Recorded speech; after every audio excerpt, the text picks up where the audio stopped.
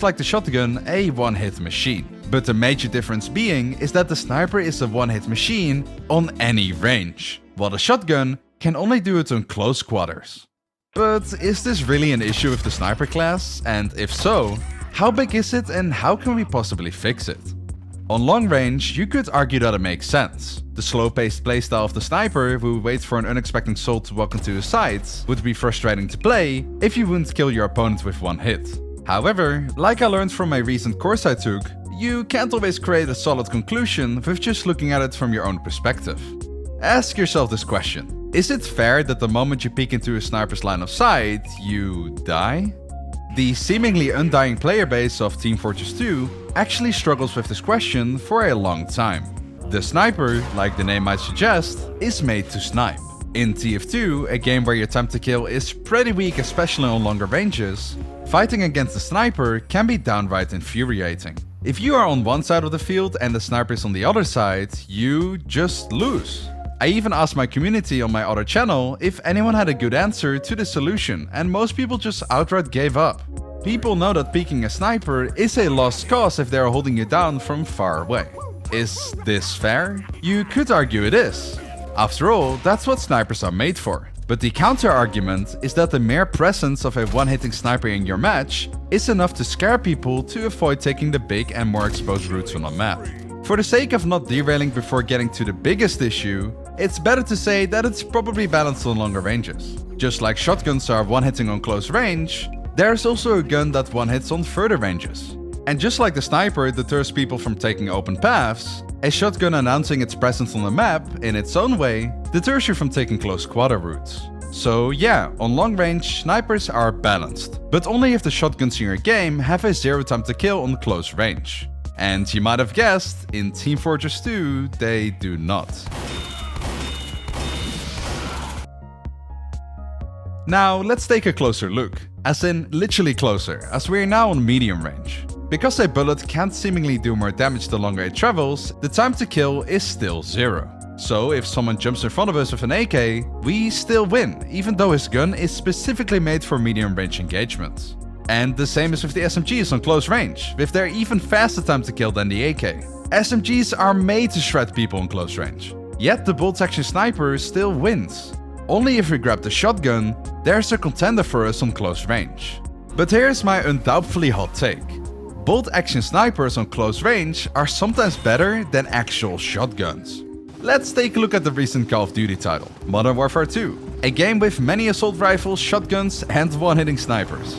A map notorious for having almost an entire area handcrafted for shotguns to be dominant in, Farm 18, can easily be occupied by one bolt-action sniper. I won't get too much into the shotguns today, because that's really for another video dedicated to shotguns as a whole, but shotguns are close range weapons because of their bigger pellet spread and high base damage. Unfortunately, there is one issue with this. Because the gun is made with the idea to one-hit people on close range only, your damage drop-off is often unrealistically aggressive. It also doesn't help that if you don't hit at least 50% of your pellets on target, you might just not kill your opponent.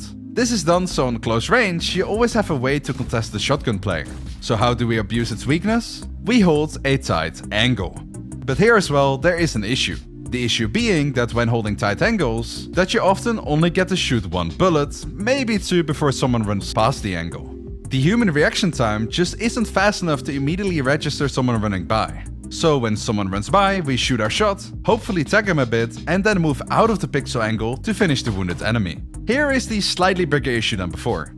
We are playing against a shotgun. We lit him up, we swing out of cover, he turns around, and we die. He has to shoot us once, while we need to shoot him a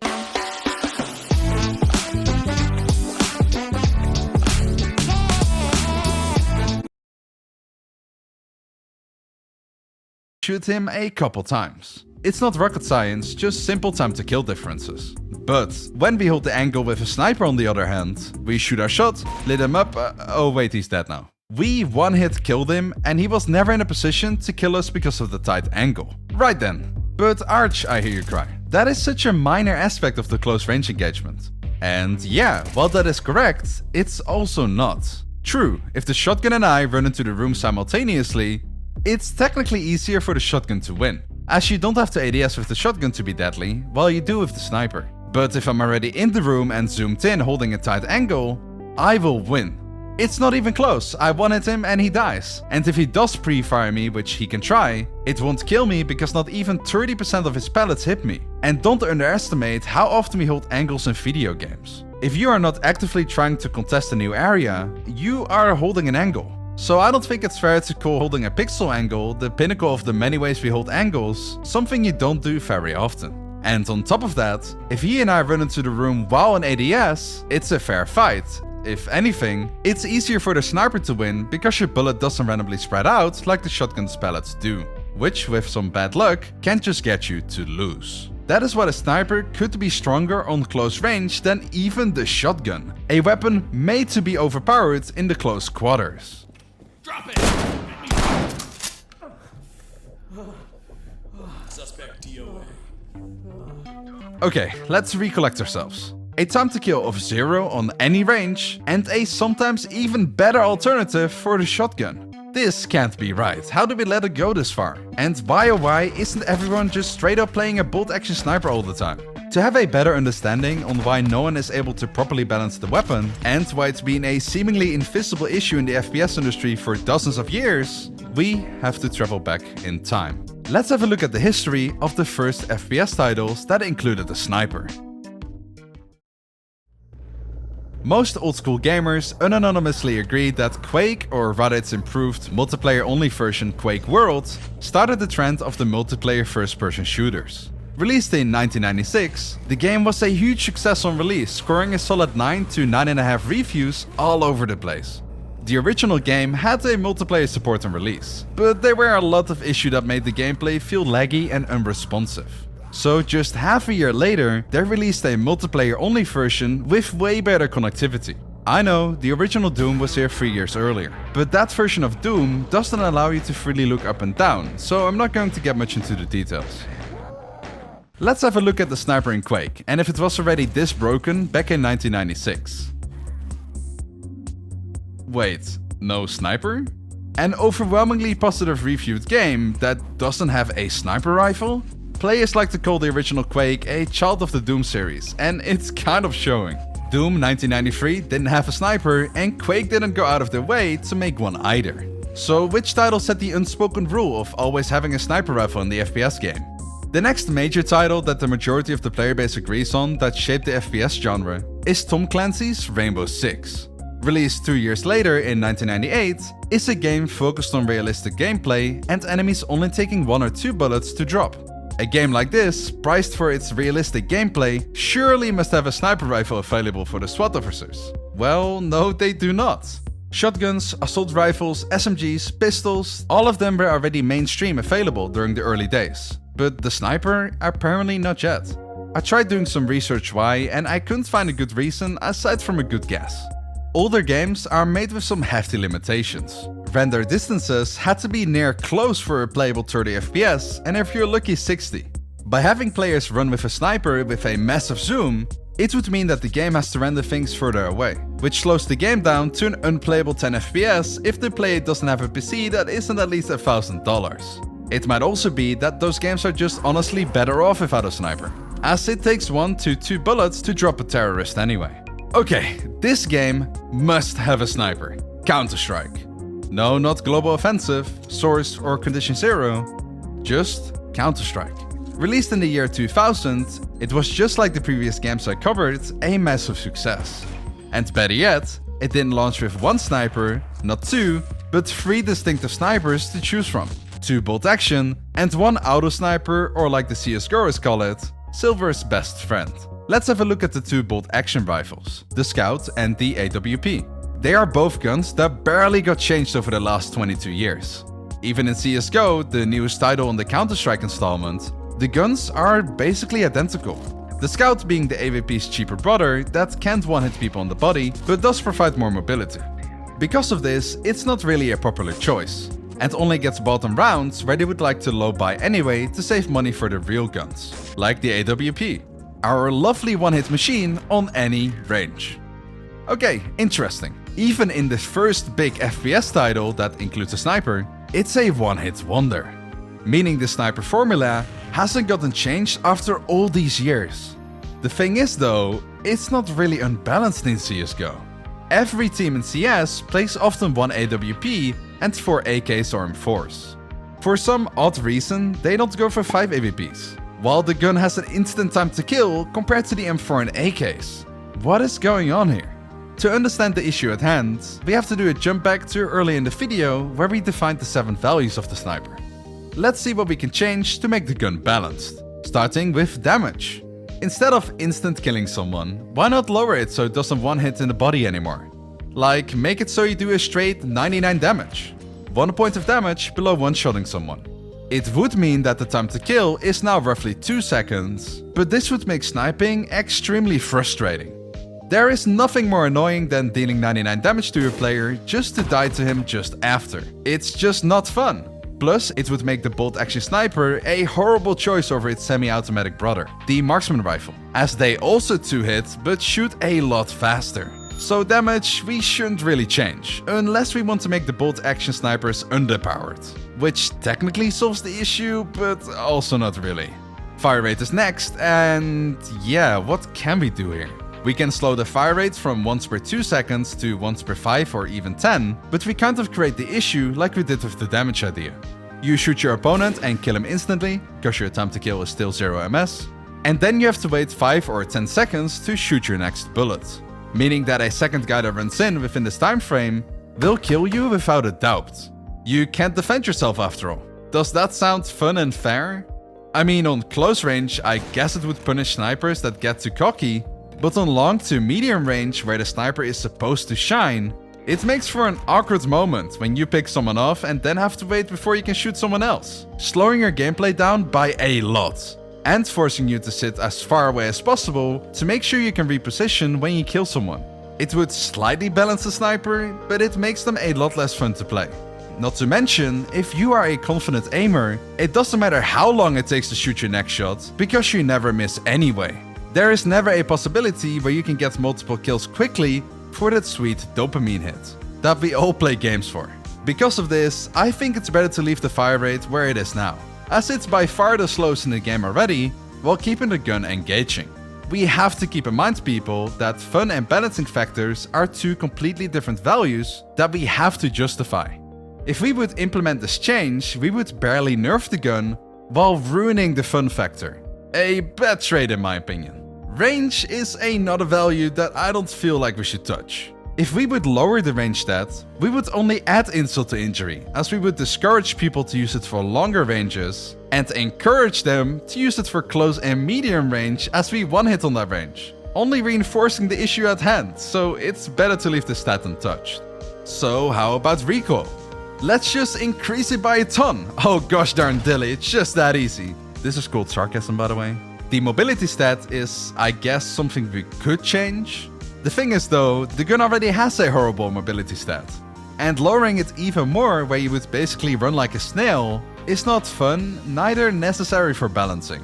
Guess our final hope is to balance the sniper using the handling stats? And yeah, we kind of could actually. The slowest guns to ADS with in most games are the light machine guns and the snipers. And we could make it even slower for the snipers, so on close range, you can't quickly ADS to counter someone suddenly running in. But I know I'm repeating myself here. This also would make playing sniper feel really unresponsive, aka not fun. If this was also the way to balance snipers in games, every game would be doing this, but they do not. In Valorant and Counter-Strike, aiming down sights is basically instant. And even in titles where it takes longer, like in the Call of Duty games, it's honestly not that bad. Plus, keep in mind that the moment we are scoped in, we are the same one-hit monster as before. So, well, I guess that's it. We can't balance one of these stats or the gun would be annoying to play or straight up underpowered. But we can change some variables. Pop quiz. What is the one thing a sniper almost always comes attached with? Tick, tick, tick, tick, tick, a magnified scope. A scope is a funny thing. It makes it easier to pick off targets on further ranges, as you basically create a bigger hitbox to shoot. But at the same time, makes it way harder to track on the close range engagements. In the game Valorant, the problem child of this video is called the Operator, which is often regarded as the noob gun because of the one-shot issue.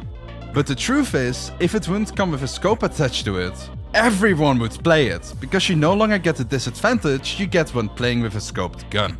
A disadvantage with the scope? How is that possible, right? It makes everything bigger, making them a bigger target. That's amazing. And yeah, while that is true on long range, on close range, it's actually downright horrible. When you zoom in, you don't actually move your camera closer to the target. Instead, you decrease your FOV, which stands for field of view. The higher the field of view, the more you see around you. The lower, the less. The downside of having a lower field of view is that you see less around you. You get tunnel vision. If you are looking at the doorframe and holding it with a sniper, you basically force yourself to really focus on that doorframe. So if someone peeks you from anywhere else, plus if you are positioned on close range distance of the door and someone swings you, they move incredibly fast across your screen because of how zoomed in you are on that spot. Just take a look at this example here. Here our opponent is moving relatively slow, while if you hold the door with an operator, he moves insanely fast, which is insanely hard to react to. By forcing players to have a scope on the gun, you encourage long range engagements while discouraging the close range ones. Perfectly balanced, I digress. It does make close range engagements for snipers harder, but if you are playing against a skilled sniper player, they won't be in close range distance anyway. Because any experienced sniper player backs off from an angle as much as possible anyway. Even if it's a close quarters area, they will stick to the back wall to make sure they have enough time to react. And keep in mind, if that was the only thing needed to balance a sniper to match the assault rifles or the situational guns like shotguns, the amount of money needed in games to buy the sniper would be either the same as the M4 or cheaper. The difficulty getting a gun is also a variable we could change. However, this changing the price tag is also the seemingly only way developers know how to balance a gun. Just slap a really high price tag onto it and call it a day. Or if you're making an arena-themed shooter, just place the gun in a high, hard-to-reach spot. Okay, this doesn't have to be bad. Maybe developers want certain guns in their game to be overpowered, and in return, reward those who saved enough money or risk getting the gun in the hard-to-reach spot with an easier time. But that isn't the case in most shooters, and it just feels like a cheap excuse of a balancing tool because they couldn't figure out a better way to balance the sniper. Also, what if the game you're playing in spawns you in with a gun of your choice? Something some relatively smaller titles like Call of Duty or Battlefield do? If you don't have a gun spawn or economy system in your game, this way of balancing is just not possible. Not to mention, while we try to prove having a force scope does balance the gun from super overpowered to just overpowered, those games do the complete opposite. They allow you to take off your magnified scope and replace them with the default iron sight or a red dot. They even encourage taking off your scope, as having a scope adds a massive sniper glint and a major nerf to the ADS speed.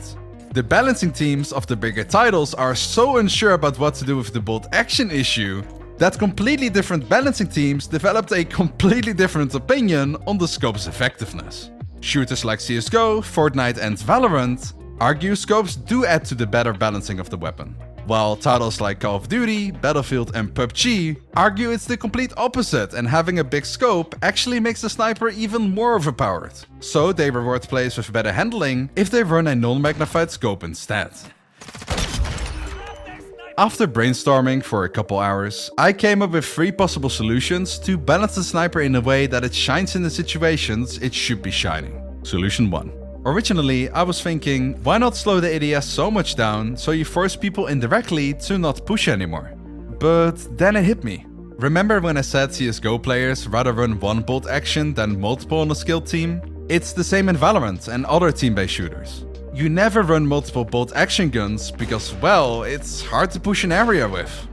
While the gun does have a faster time to kill, it also has a slow movement accuracy recovery time, which is something CSGO applied to all weapons in the game. And in a game where you can get headshot one-tapped by guns like the Vandal and Sheriff, the bolt action sniper kind of looks balanced. If you force your players to stand still to shoot, increase the price of the gun, together with, if you agree that a scope nerfs the gun, a scope with the slow accuracy recovery, and widely available guns that can one-hit kill you in the head, and ability/possibilities to quickly move to dodge a bullet, makes it kinda balanced. But that is if the sniper is pushing as an attacker. If he holds a site or area, the only thing that beats the sniper is an incredibly skilled shot or a flash coordinated with a peek. Not many choices to beat it on defense here, but apparently it's balanced enough for those titles. You might notice I'm not really too settled on this. I know there are better ways to balance a sniper than just making it harder to get and forcing every gun to be inaccurate while moving. But yeah, the first solution is basically changing your entire game to be just like CSGO or like Valorant. Then the sniper goes from overpowered to current player base acceptable.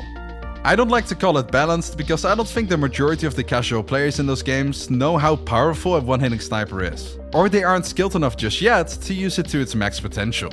Think about it yourself. If you play a sniper, you have to position yourself differently, focus on crosshair placement even more, are unable to pre-fire angles, you have to really hit your flicks, etc, etc. You have to play and use skills you don't utilize to the same extent with the other weapons. Anyway, this solution won't cut it for me. You would have to change way too much to your game, and if you don't want to make another CSGO ripoff, it just doesn't work. I want a solution where it's in the price/availability range of shotguns and assault rifles, while not being as deadly as one on close range. Team Fortress 2 Sniper, which I mentioned 6 pages ago, has an interesting mechanic. Hitting a headshot always does triple your damage, but the base damage scales with the time spent aiming down sights.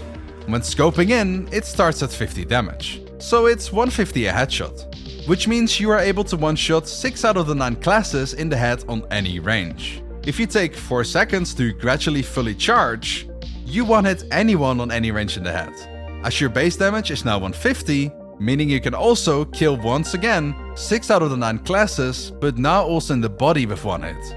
This mechanic of aiming down sights longer to charge up your shot is in my opinion a pretty good balancing tool. Here is what I'm proposing. The price of the weapon, if you want an economy system in your game, should be the same as the shotgun. You always one-shot your opponent in the head, no matter what range or charge meter level. But now the juicy part. The longer your ADS, the more damage a shot will do on close range. This concept is something I haven't seen before in a game. Instead of charging your shot for all ranges or just long range, we do it for close range.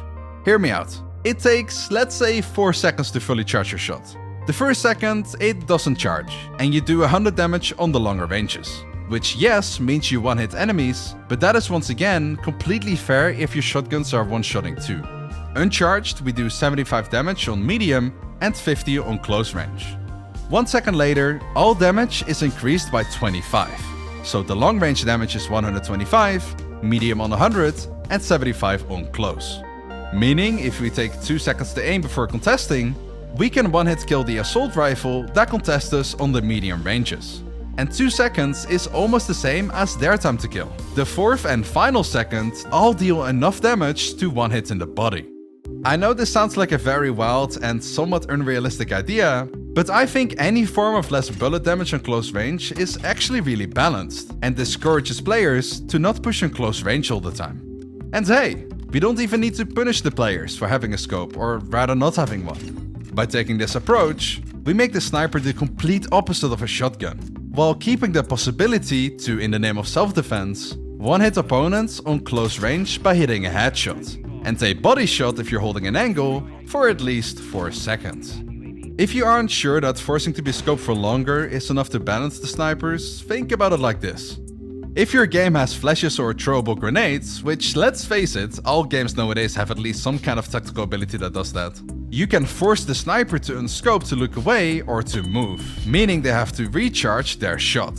It also means that on medium range, the sniper's time to kill from unscoped would be the time to ADS plus 2 seconds. Slightly slower than the assault rifle. And that is fine, since you missing one shot means game over anyway. It keeps that I have to hit my shot mentality, while not making it unbalanced. And keep in mind, if you just hit head, you won't be dead, no matter what range. The final approach I have for the bolt action issue is just really simple, and that is simply make it so you're magnified even more. If you have a 20 times magnification on your gun, it will be really hard to focus on close range engagements. Even on medium, it will be quite tough, but it will be doable. This only works, however, when you're really inaccurate when hip firing. So you have to look through the scope, or you won't be able to hit the broadside of a barn. I'm not really sure how fun the weapon will be, but it is a solution. So, which FPS game has the worst balanced rifle